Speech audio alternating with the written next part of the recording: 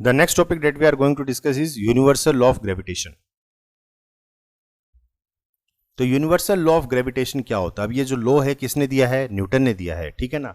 अब ये क्या कहता है कि every body in the universe attracts every other body, कि इस यूनिवर्स में जितनी भी चीजें हैं, जितने भी ऑब्जेक्ट्स हैं, जितनी भी बॉडी हैं, वो एक दूसरे को क्या करती हैं? अट्रैक्ट करती हैं, ठीक है ना। Every body in the universe attracts every other body with a force, ठीक है ना, किसी फोर्स के साथ उसको अट्रैक्ट करती हैं। और वो फोर्स कैसे डिपेंड करता है? Which is directly proportional to the product of their masses. तो जो जिस फोर्स के साथ अट्रैक्ट करेगा वो फोर्स क्या होगा? वो दोनों ऑब्जेक्ट के मास का प्रोडक्ट होगा, ठीक है ना।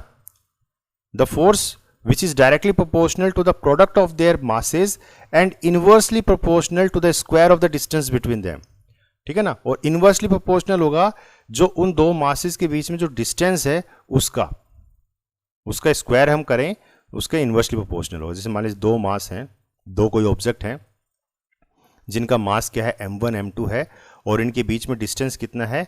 r डिस्टेंस है, ठीक है ना। तो फोर्स जो है वो डायरेक्टली प्रोपोर्शनल होगा product of the two masses, और इनवर्सली प्रोपोर्शनल होगा square of the distance between them. तो ये कहता है यूनिवर्सल लॉ ऑफ ग्रेविटेशन। अगर हम हिस्ट्री की बात करें, प्लेनेटरी मोशन की अगर हम हिस्ट्री देखें कि भी ग्रेविटी ऐसे ऑल ऑफ सडन एकदम से ये ग्रेविटी आई नहीं है, ठीक है ना, इसके पीछे काफ़ी लॉजिक है, ठीक है।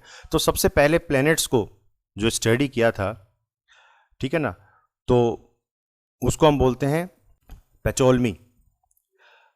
तो इन्होंने क्या दिया था? एक जियोसेंट्रिक मॉडल भी बोला जाता है इसको, जियोसेंट्रिक मॉडल इन्होंने दिया था, ठीक है ना। इसमें कुछ ग्रुप ऑफ साइंटिस्ट थे जिन्होंने पैटोलमी के नाम से एक जियोसेंट्रिक मॉडल लॉन्च किया, और उसमें क्या कहा गया था कि all planets, stars and sun revolve around earth. तो उसमें यह कहा गया था कि अर्थ जो है वो सेंटर में है, और जितने भी प्लैनेट्स हैं, स्टार हैं, सन है, वो सब के सब क्या करते हैं?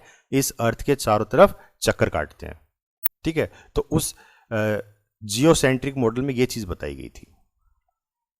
उसके बाद आए एक इंडियन एस्ट्रोनॉमर थे जिसे हम आर्यभट्ट बोलते हैं। आर्यभट्ट, आपने नाम सुना होगा, आर्यभट्टा, ठीक है ना, इंडियन एस्ट्रोनॉमर थे। इन्होंने जो है हेलिसेंट्रिक मॉडल दिया था प्लेनेटरी मोशन से रिगार्डिंग, हेलिसेंट्रिक। तो हेलिसेंट्रिक मॉडल क्या कहता है कि all planets revolve around the sun, कि जितने भी प्लैनेट्स हैं वो सन के चारों तरफ चक्कर काटते हैं। यानी कि जो ऊपर जो बात बोली गई थी, उन्होंने ये कहा था कि ये चीज गलत है, ये चीज क्या है? गलत है, ऐसा नहीं है। अर्थ के चारों तरफ चक्कर नहीं काटते, बल्कि जितने भी प्लैनेट्स हैं वो सब किसके चारों तरफ चक्कर काटते हैं? सन के चारों तरफ चक्कर काटते हैं। और इसमें अर्थ भी एक है, ठीक है ना, जो कि सन के चारों तरफ चक्कर काटती है। तो ये उन्होंने हेलिसेंट्रिक मॉडल उन्होंने दिया था। फिर इस मॉडल को कंफर्म किसने किया कि ये बात सही है? किसने कंफर्म किया इन्होंने इसको? ये निकोलस कोपरनिकस थे, ठीक है ना। तो इसी के नाम पे मॉडल रख दिया गया, निकोलस कोपरनिकस मॉडल बोला जाता है इसको, ठीक है ना। इन्होंने क्या प्रपोज किया? सोलर सिस्टम, ठीक है ना। ये जो वर्ड सोलर सिस्टम है ये इन्होंने प्रपोज किया था, और इसमें उन्होंने क्या कहा कि planets move in circles around the central sun. तो इन्होंने क्या है कि आर्यभट्ट की बात को कंफर्म करते हुए कहा कि ये बात सही है कि जितने भी प्लैनेट्स हैं वो सन के चारों तरफ चक्कर काटते हैं। लेकिन उन्होंने यहां पे क्या माना कि वो चक्कर कैसे काटते हैं? सर्कुलर पाथ पे, कि जो उनका जो चक्कर वो काटते हैं वो सर्कुलर पाथ है, मतलब एक सर्कल में चक्कर काटते हैं। लेकिन एक्चुअल में आप लोगों को पता है कि सर्कल नहीं है, एक इलिप्टिकल पाथ होता है, इस तरीके का एक इस तरीके से इलिप्टिकल पाथ होता है जिसमें वो चक्कर काटते हैं। सर्कल तो एकदम राउंड हो गया, ठीक है ना, ठीक है, लेकिन एक्चुअल में सर्कल भी नहीं होता, एक इलिप्टिकल पाथ होता है। तो ये तो बाद में ये चीज कंफर्म हुई थी।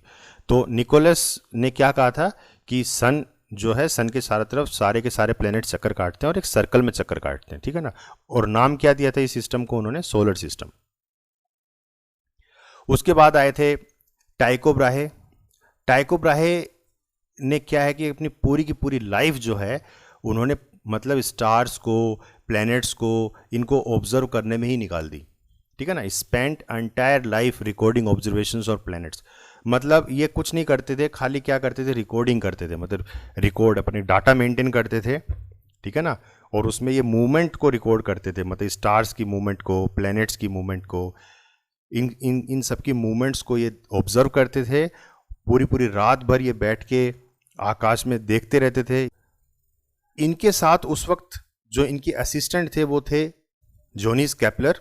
ये जो थे उनके असिस्टेंट थे, मतलब टाइको ब्राहे के साथ ये काम करते थे, उस टाइम उनको असिस्ट किया करते थे उनके काम में।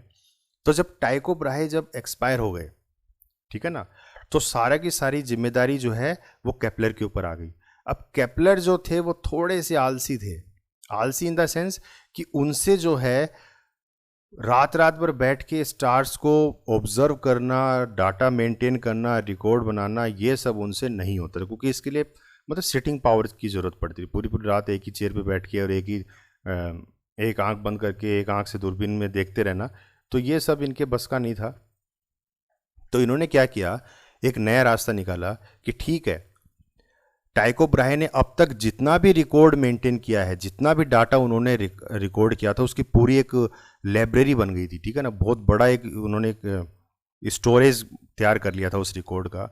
तो ये क्या करते थे केपलर, उस डाटा को ही उन्होंने एनालाइज करना शुरू कर दिया, ठीक है ना। उन्होंने फर्दर जो है ऑब्जर्वेशन नहीं की, बल्कि जो डाटा ऑलरेडी आ गया था, ठीक है ना, उसी डाटा को इन्होंने खंगालना शुरू किया कि इस डाटा में क्या सिमिलरिटीज है, ठीक है ना। उसी डाटा को उन्होंने डिटेल में स्टडी किया और उस बेसिस पे जो है उन्होंने क्या निकाले, केपलर्स लॉ निकाले उन्होंने, ठीक है ना। तो केपलर के 3 लॉ हैं, वो हम आगे पढ़ेंगे, Kepler's first law, Kepler's second law, Kepler's third law. तो उन्होंने उस बेसिस पे जो है कुछ लॉ दिए थे और इसी लॉ को आगे चलकर न्यूटन ने जो है इन्हीं केपलर्स के लॉ को यूज करते हुए Newton's universal law of gravitation दिया था, ठीक है ना। तो Kepler's law were basis of Newton's universal law of gravitation. तो जो न्यूटन ने यूनिवर्सल लॉ दिया था ग्रेविटेशन से रिगार्डिंग, वो जो लॉ था वो किसके ऊपर बेस्ड था, केपलर्स की थ्योरी के ऊपर बेस्ड था वो, ठीक है ना। जो केपलर ने जो लॉ दिए थे उसी के ऊपर बेस्ड था वो। क्लियर है।